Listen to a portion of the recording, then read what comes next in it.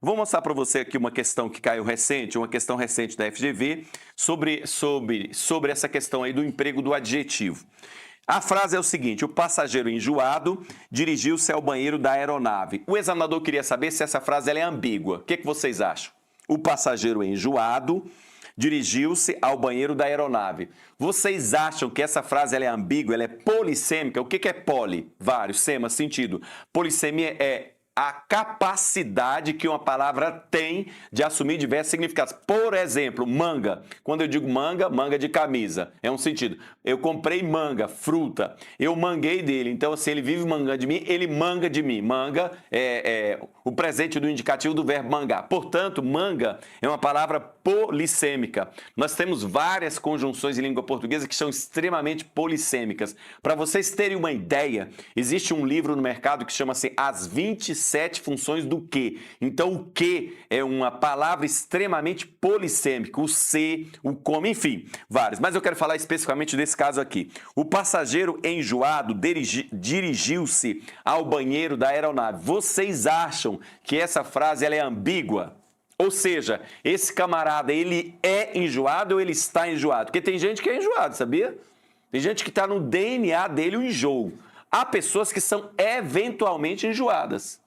Então, a minha pergunta é, esse professor, ele é enjoado ou ele está enjoado? Então, o professor enjoado, isso é uma questão real, tá? Só para deixar claro. Essa questão de consultor do Senado Federal que ocorreu agora em 2023. A minha pergunta é, o professor enjoado dirigiu-se ao banheiro da aeronave. Enjoado, primeiro, é um adjetivo? É. Como é que eu sei? Só existe um adjetivo se houver para ele um substantivo. Então, já sei que enjoado aqui é um adjetivo, já que ele se refere a passageiro, que é um o quê, pessoal? Substantivo. Só existe adjetivo se houver para ele um substantivo. Agora me diga, esse camaradinho aí, esse passageiro, ele é enjoado ou ele está enjoado?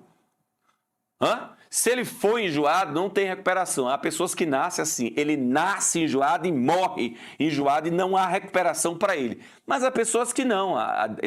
Em determinadas circunstâncias, a pessoa fica enjoada. Então, não dá para você saber. Então, essa frase ela é ambígua. Ela é ambígua. Então, mas nós podemos resolver esse problema. Então, primeiro, a gente responde a pergunta da FGV. Essa questão ela é ambígua? É. Era a resposta, inclusive, ela é ambígua, ela é polissêmica. É uma ambiguidade decorrente de uma má colocação do adjetivo. Só existe adjetivo se houver um substantivo para ele. A minha pergunta é, será que se eu colocar entre vírgulas resolve o problema? O que é que vocês acham? Se eu colocasse o professor enjoado dirigiu-se ao banheiro da aeronave. Se eu colocar o enjoado entre vírgulas, vamos lá, o enjoado continua como adjetivo? O que é que vocês acham? Só existe adjetivo se houver um substantivo para ele. Continua. Então, esse enjoado aqui, ele continua como adjetivo, já o quê?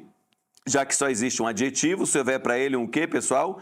Substantivo. Se fosse passageiro, seria o quê? Enjoados. Agora me diga uma coisa, do jeito que tá, você acha que esse passageiro, ele é enjoado ou ele está enjoado? Se você disse está, acertou. Por quê?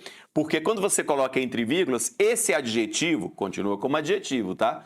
Ele continua como adjetivo, porém, como ele está separado do substantivo, ele passa a funcionar como predicativo. Então, existe uma circunstância temporal para marcar isso. Ele não é enjoado, ele está enjoado. O passageiro enjoado, naquele momento, enjoado dirigiu-se ao passageiro da aeronave. Então, o passageiro dirigiu-se ao banheiro da aeronave e estava enjoado. Então, quando você coloca entre vírgulas, o que acontece? Você desfaz a ambiguidade. Você desfaz a ambiguidade, o duplo sentido.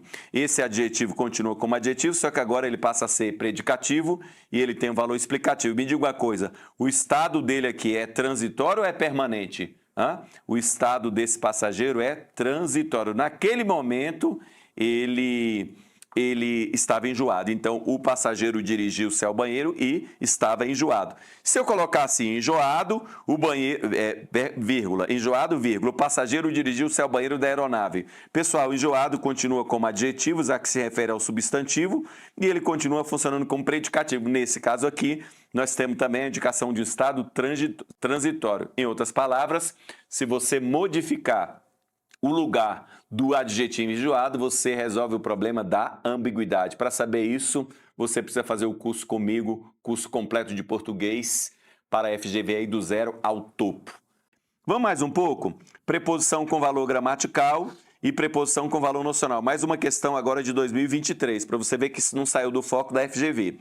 Assinale a frase abaixo em que a preposição de é uma exigência de um termo anterior, ou seja, ela tem valor gramatical. Se você entendeu o que eu disse, sempre que o substantivo for concreto, o substantivo concreto tem sentido completo. Significa dizer que um substantivo concreto nunca vai ter complemento nominal. Ele vai ter adjunta de nominal. Se ele vai ter adjunta de nominal, essa preposição sempre vai ter valor nocional. Agora, se o próprio nome está dizendo é um complemento nominal, é porque a preposição é exigida. Pessoal, ombro, vamos lá. Se eu vi além dos outros, é porque eu estava sobre o ombro dos gigantes. Ombro é um substantivo concreto. Então, se é substantivo concreto, tem sentido completo. Essa preposição de aqui, ela não tem valor gramatical, ela tem valor o quê? Nocional. Nunca subestime a capacidade. Opa, capacidade é capacidade de. Quem tem capacidade, eu não posso falar assim, olha, nunca subestime a capacidade. Pessoal, se vocês falarem para mim que essa frase está ótima, que faz sentido, eu vou ficar até preocupado. Por quê? Porque quem tem capacidade de alguma coisa. O nome capacidade, ele exige a preposição de. Então, já está aqui a resposta, ok? Se vocês olharem as outras, então nós temos aqui a capacidade. Nós temos aqui, ele quer o quê? A preposição que tem valor gramatical. Vai ficar uma dúvida aqui. Nunca subestime a capacidade de um homem. Pessoal, aqui nós vamos, para acertar essa questão, o que nós temos que saber? É alguém que tem a capacidade ou o homem que tem a capacidade? Presta atenção. Se é alguém que tem a capacidade do homem, tem sentido passivo, complemento nominal. Se é o homem que tem capacidade...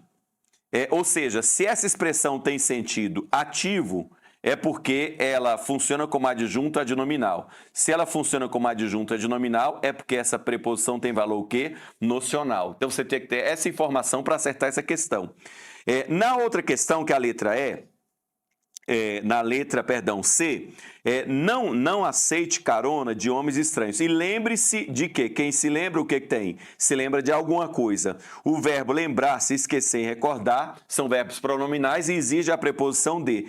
Essa preposição aqui é exigida pelo verbo lembrar-se. Então, a resposta, na verdade, é a letra C. Por que não pode ser a letra B?